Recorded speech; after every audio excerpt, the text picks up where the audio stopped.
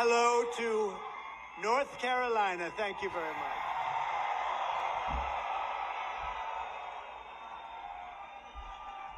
It's great to be back in this beautiful state with the proud, hardworking patriots who make our country run. You really do. You built our country. You make our country run.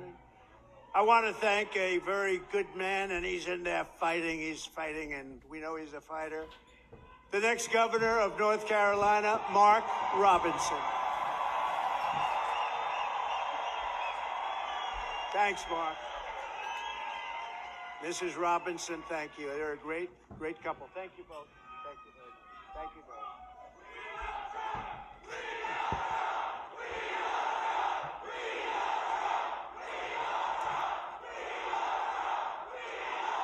Thank you very much. Well, this is a very frisky group, I have to say.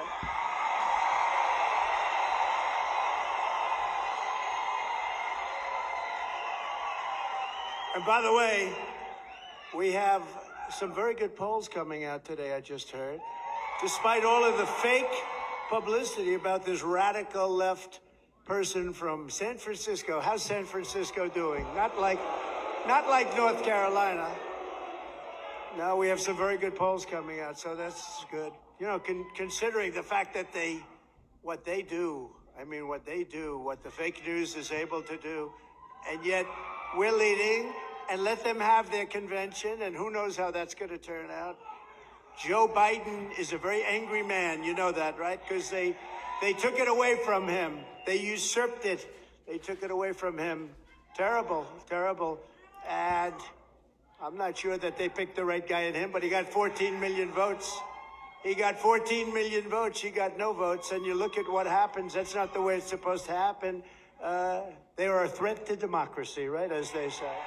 They are a threat to democracy. But thanks as well to members of Congress, Chuck Edwards and Virginia Fox, warriors. Thank you, wherever you may be. Good. Thank you. Thanks, Chuck. Thank you, Virginia. State Auditor candidate Dave Bollock. He said, I'm only in politics for you, sir. Where is Dave? Anybody that would save, Dave, if you say that, and do you mean that? If you mean that, I'm for you all the way. He has my endorsement. Thank you, Dave. A man who's doing an incredible job, so good when we won this state, and we won it easily. I said, Michael Watley, you're going to head the RNC with Laura. And they're doing an incredible job.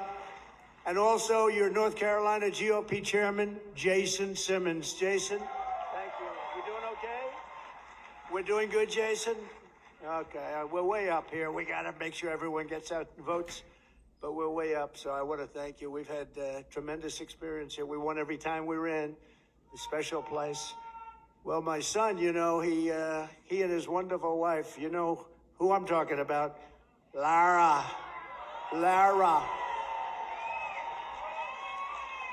But Eric and Lara, they named their beautiful daughter Carolina. Okay. I said, which one are you talking about? Well, you know, today I'm going to say it's North Carolina, right? No, she was born here, raised here, and I'm sure it's a big reason we've done so well here. She's great. She's really terrific, and he is a great young man. I mean, you know, I'm a little prejudiced perhaps because he's my son, a little bit, but they're a great couple, and thank you very much. We appreciate it. With the help of everyone in this room, 83 days from now, can you imagine 83 days? We're almost there. We got to get it. We're going to defeat super liberal, more liberal than Bernie Sanders. Did you hear that? The most liberal person in the Senate. Can you believe that? We're going to defeat Kamala Harris. We're going to win back the White House in a historic landslide. And we're going to take back our country. We're going to take it back. And I think it's important to say, and I never get corrected. I know it's fact because, you know, if I'm slightly off, they do stories, headlines. He didn't tell quite the truth. Well, we are leading the biggest political movement in the history of our country, bigger than any movement ever before. There's never been a movement like this. It's called Make America Great Again, MAGA. Make America Great Again. I say to the Democrats when they come out, well, you know, we've got to try and stop MAGA. MAGA is Make America Great Again. What do you want to stop it for? That's what we're doing. They put in a candidate and we beat him badly. How did he do in the debate? Then they put in another candidate. This is like you have two fighters and one guy's losing. They say, come on out, let's put in another one. So then they put in another candidate, and we're doing very well, considering the fact that she has the greatest press. She went from being a totally disrespected person 6 weeks ago. Nobody thought she had a chance. Nobody, and I don't think she can possibly win. If she does, our country is finished. You want to know the truth. But she was totally disrespected. The most unpopular vice president in the history of our country. And then they decided to get politically correct. We have to put her in. They put her in, and now they're putting her on the covers of Time magazine with an artist sketch. They don't use a picture. They don't use a picture. They use an artist sketch. I want to use that artist. I want to find that artist. I like him very much.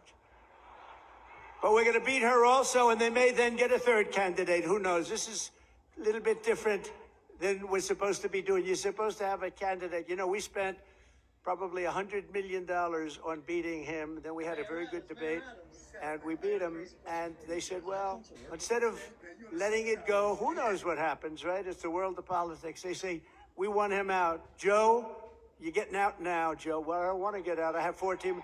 You're getting out now, Joe. We can do it the nice way, or we can do it the hard way. And he's getting out. He's getting out. In fact, they're not even giving him a good spot to speak. You know, when he's speaking on Monday, Monday's not that's the worst day. But that's what they do, and it's their own form of, it's just another, I guess relatively, it's a minor form of cheating by comparison to what they really do, right? Everything Kamala Harris touches turns bad. It all turns bad. San Francisco was a great city. Now it's unlivable. California was a great state. Now it's unlivable. She breaks everything just like she broke the border, broke our economy. But soon we are going to fix every single problem Kamala Harris and Joe Biden have created, and we are going to save our country. We are going to save America. We're going to save America. Now, this is a little bit different day because this isn't around. This is, we're talking about a thing called the economy. They wanted to do a speech on the economy. A lot of people are very devastated by what's happened with inflation and all of the other things. So we're doing this as a intellectual speech. You're all intellectuals today. Today we're doing it, and we're doing it right now, and it's very important. They say it's the most important subject. I think crime is right there. I think the border is right there, personally. We have a lot of important subjects because our country has become a third world nation. We literally are a third world nation. We're a banana republic in so many ways, and we're not going to let that happen because we're starting a free fall. But from today and from the day I take the oath of office, we will rapidly drive prices down and make America affordable again. We're going to make it affordable again. Under Kamala Harris and crooked Joe Biden, the American dream is dead. You don't hear about the American dream anymore. It's dead. Her radical liberal policies have caused horrific inflation, decimated the middle class, and gutted the finances of millions and millions of American families. Real incomes are down by over $2,000 a year per family. I mean, that's a lot of money. They're down by that, and it's actually much more if you figure it a certain way. If you add some other categories in, it's much more than that. But down by 2,000 since she took office, and it was just announced that real earnings were down once again at a record rate. The Harris price hikes have cost the typical household $28,000. Congratulations. Hope everyone's happy. Credit card debt has exploded, and it's exploded to the highest it's ever been, and the cost of a typical monthly mortgage has tripled. tripled, and probably more than that if you think about it. We were at about 2.4%, and now you're up to 10% and even 11%, but you're really not there because you can't get the money even if you want to pay it. In July alone, 350,000 people were added to the unemployment rolls. Kamala Harris wants to talk about her fantasies, and they are everything she says. If I say something, she said that's what she's going to do too. I say, what are you doing? But she wants to talk for the future about these fantasies, but really what she needs to explain is the present suffering that she's caused along with Joe Biden. And by the way, they're a team. You know, she's trying to throw him overboard. She doesn't want to know who he is anymore. She doesn't want to talk about him anymore. She says, let's not bring this guy in. Let's not bring him in. No, they were a team. He appointed her as border czar, and she did the worst job in the history of borders, I will tell you. Does anyone here feel richer under Kamala Harris than Crooked Joe, than you were during the Trump administration? Is anything less expensive under Kamala Harris and Crooked Joe? I mean, we had inflation that I don't believe we've ever had inflation like that. You can go back a long way. Are you better off now with Harris and Biden than you were with a person named President Donald J. Trump? Do you know him? He's a nice gentleman. Nice gentleman. With 4 more years of Harris, your finances will never recover. They're never going to recover. Our country will never recover, frankly, more importantly. It will be unrecoverable. Vote Trump and your incomes will soar, your savings will grow, young people will be able to afford a home, and we will bring back the American dream bigger, better, and stronger than ever before. Thank you. Thank you. Thank you very much. Thank you. Look at this. We have a lot of front row Joes here. Wow. Hello. What a great group of patriots they are. I don't know. They've gone to, I think, 219 or 220. And this isn't rally, but this is a different kind of a thing. Today we're going to talk about one subject, and then we'll start going back to the other, because we sort of love that, don't we? But it's an important, they say it's the most important subject. I'm not sure it is, but they say it's the most important. Inflation is the most important, but that's part of economy. Kamala Harris wants to be in charge of the entire U.S. economy, but neither she nor her running mate is the beauty, isn't he?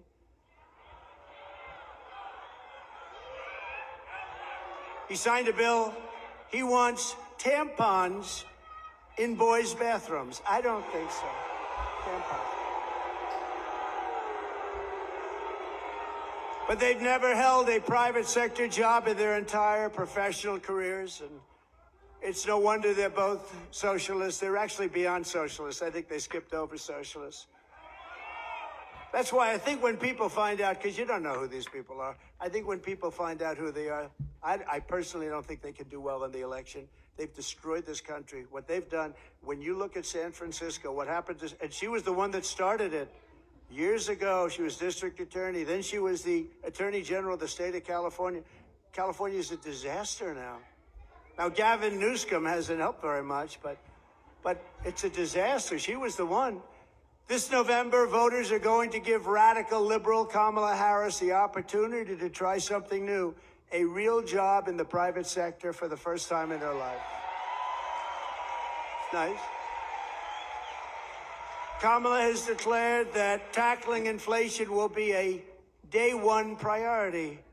Think of it, for her, but day one for Kamala was 3.5 years ago. Why hasn't she done it? You know, I keep saying, she's one of these complainers, you know, like a critic. I remember growing up, I'd see plays on Broadway and I'd go to different things, and you'd always have critics, they criticize, but I'd see, and they were critical, but they never did it themselves, you know? She's a critic, that's all she is. She never did anything. Nothing that she ever did worked. When Kamala lays, and she got lucky with this. She was the first one out. She was 22 people, I guess, I hear. I just asked, I said, that many? A lot of people. She never made it to Iowa, the great state of Iowa. She was the first one out. She had a lack of skill, and people didn't like her, and now she's running for president, and she never got one vote. Think about that. When Kamala lays out her fake economic plan this week, probably will be a copy of my plan, because basically that's what she does. Just remember, she goes to work every morning in the West Wing. Her desk is 10 steps from the Oval Office. She cast the tie-breaking votes that gave us record inflation, and for nearly 4 years, Kamala has crackled as the American economy has burned. What happened to her laugh? I haven't heard that laugh in about a week. That's why they keep her off the stage. That's why she's disappeared. That's the laugh of a crazy person, I will tell you, if you haven't known it. It's a crazy, she's crazy. They told her, don't laugh, don't laugh. No, it's her. No, her laugh is career-threatening. They said don't laugh. She hasn't laughed. She doesn't laugh anymore. It's smart, but someday it's going to come out. That's the laugh of a person with some big problems. She says her plan is going to be and bring down prices. She thinks she's going to bring down prices. And why? Here's a simple little few words. Why didn't you do it, Kamala? Why didn't you do it? You've been there 3.5 years. Why aren't you doing it now? You can do it right now. I can say that with everything. Why hasn't she secured the border? You know, she was the border czar, right? She was the border czar. It was a big deal. She says now she wasn't the border czar. That's okay. She was in charge of the border. Call it whatever you want.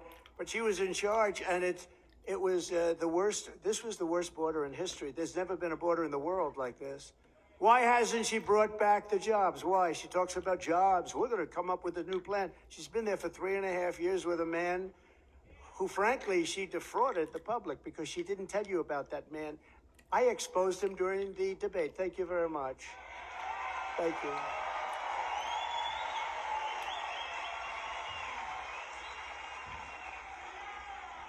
And now the bombs are starting to drop in the Middle East. You see what's going on there, right? That would have never happened. Israel would have never happened. Ukraine would have never happened with Russia. You wouldn't have ever had an embarrassment like that Afghanistan disaster, with worst, most embarrassing day in our country's history. Inflation would have never happened. We would have never had it. It was caused by a very stupid energy policy. Then it went back to my policy because prices were going up so much. But it'll end, if they won this election, on day one, all of that would end, and this country will go through hell. And it can never come back. Once it goes, it's pretty far down already. I'm going to have to work very hard. It's pretty far down. When you let 20 million people come into our country from places unknown, and from prisons, and from mental institutions, and terrorists, Kamala Harris won't end the economic crisis. She will only make it worse. And why hasn't she done it? She talks about it. She's doing a plan. You know, she's going to announce it this week, maybe. She's waiting for me to announce it so she can copy it.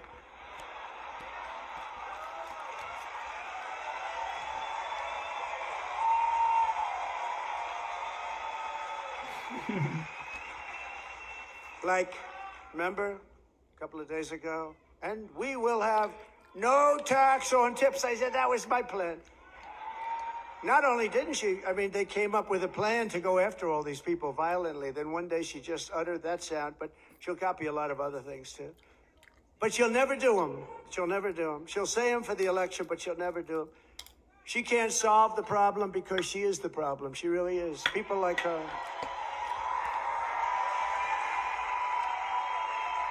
When I left office, I handed Kamala and crooked Joe Biden a surging economy with no inflation.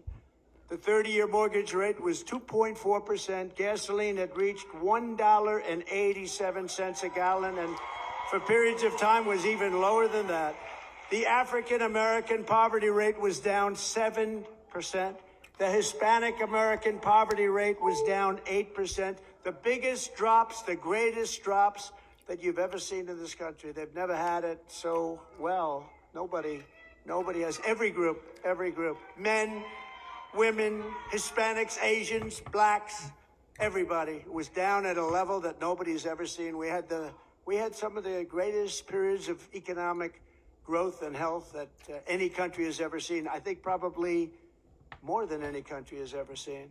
In 4 short years under President Trump, we passed the largest tax cuts in history, the largest regulation cuts in history. We unleashed American energy and real income surged by more than $4,200 in just a short number of months. I mean, it was nobody, you never had it so good. Now you're not doing so well, I hated it. We had the strongest economy in history. There's never been a country that had an economy like us. I gave Harris and Biden an economic miracle, and they quickly turned it into an economic nightmare with a nation-wrecking agenda ripped straight out of Kamala's San Francisco liberal playbook. What they've done to poor San Francisco. Well, we're gonna try and bring that back too. Harris and Biden waged war on American energy, threw open our borders, flooded the country with low-wage migrant workers, passed the Green New scam, racked up almost $10 trillion in debt, and buried our workers in job-killing regulations, costing $10,000 per family. That's a lot of money. You don't have to imagine what a Harris presidency would look like. You're living through the misery right now, except it will get worse, and you're paying the price, a price like nobody's ever paid, and we're disrespected all over the world as a country. We were respected before Putin respected us. President Xi of China respected us. Kim Jong-un of North Korea respected us. We were respected by everybody in the world. Today we're being laughed at. Today we're being laughed at all over the world. You're paying the price for Kamala's liberal extremism at the gas pump, at the grocery counter, and on your mortgage bill, and on everything else. How about your car insurance? How's that doing? Not too good, right? I saw today it's up like 82%. We're not going to let this incompetent socialist lunatic keep breaking our economy for 4 more years. It'll destroy our country. On election day, we're going to tell her that we've had enough, that we can't take it anymore, Kamala. You're doing a horrible job.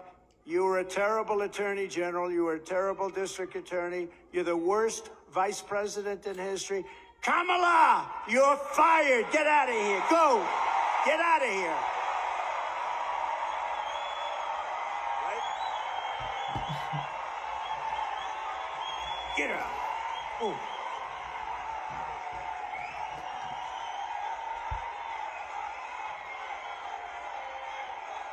Thank you.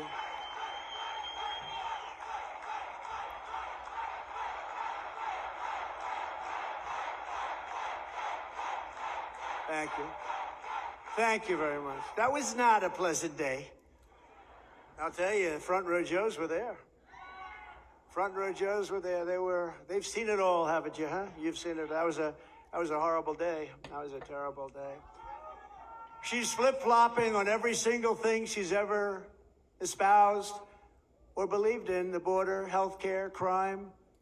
But she truly is a radical. She's flip-flopping on everything to get elected. After she gets elected, it all goes right back to where it was. She refuses to do any interviews or press conferences. Almost 30 days now. She hasn't done an interview. You know why she hasn't done an interview? Because she's not smart. She's not intelligent. And we've gone through enough of that with this guy, Crooked Joe. He didn't do interviews either. They kept him in his basement, and essentially they're keeping her in the basement the same way they kept her. They don't want to expose her to, like, a question like, what did you have for dinner tonight? Remember, Joe, what kind of ice cream is your favorite? Vanilla. Oh, I like vanilla. Oh. That was George Philopodopoulos. He asked him that. What's your favorite ice cream? With me, they asked me a little bit different question. That's all right. Did everybody the other night see Elon and me? Right? That's great.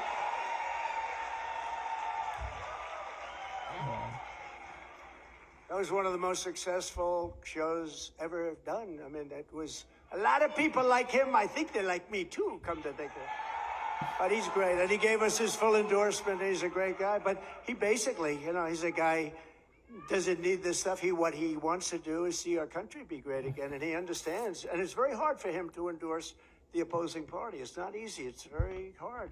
But, he really cares about our country, and he knows the opposing party has really destroyed our country and will destroy our country and permanently destroy our country, and he can't watch that. But we had a great chat for 2.5 hours. 2.5 hours being grilled by Elon, and we had a good time, actually. We're talking about something we love, our country. Much easier when you love something, right? She doesn't want anybody to know what she's really for, and that way she can change it, you know? I mean, she'll tell you what she wants and change it the way she wants it, and ultimately it'll be the way she wants it. I mean, the clown that she picked as a vice president, this guy's a clown. He was so bad. You know, when Minneapolis was burning down, he didn't want to call in the National Guard. I got him on the phone. You got to get the National Guard. Get it, get it, get it.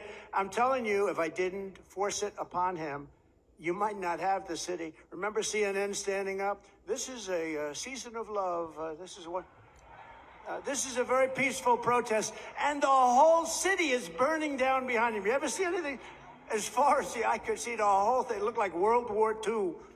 Speaking of World War III, I'll keep you out of World War III. He's going to put you in World War III. We're very close. You're very close to being in a war, a big war, a world war. You're very close. We've never been this close. And we have incompetent people in the White House, grossly incompetent people. There was no reason for Russia and Ukraine to go at it. There was no reason for Israel to be attacked on October 7th. Would have never happened. But a politician will always go back to where they started, and on November 6th, she will be a San Francisco liberal, again, destroying everything in sight. I wonder what she does after this. Our country will never recover, especially when added to the destruction they've already caused over the last almost 4 years. Think of our country. Think of the border. Think of what happened. We had the best border. You know my all-time favorite graph, right? That is my all-time favorite graph, not only because it shows the best border, but for another reason. I tell you what, I'm glad I looked around to look at it. Go, wow, pew. That's my favorite of all time, even if it was.